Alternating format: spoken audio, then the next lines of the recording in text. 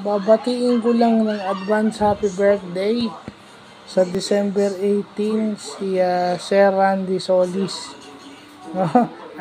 Ang pinakamaswerteng tao sa balat ng lupa kasi ang birthday niya ay 7 days bago mag-Christmas. So, dito na lang ako babate kasi pag dalawa ko sa school, baka ayoko na nagpupunta sa kung saan. Doon na lang ako sa college area, doon sa pwesto ni Kuya Ruben kasi mas komportable doon, mas mahangin. At ayoko na rin maka-istorbo sa iba. So, thank you and happy birthday in advance sa lahat ng itinuro mo sa akin. Hindi naman ako hindi ako makakaintindi ng trigo, hindi ako makakaintindi ng physics, hindi ako makakaintindi ng analytic geometry kung hindi dahil sa'yo.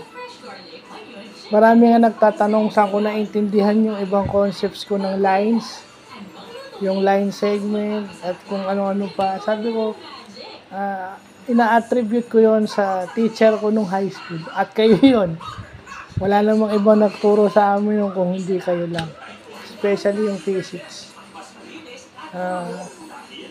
Hindi ko na sasabihin kung ilang taon na kayo, sir, kasi baka magkamali. But wishing you advance happy birthday and more birthdays to come. And advance Merry Christmas na rin sa inyo.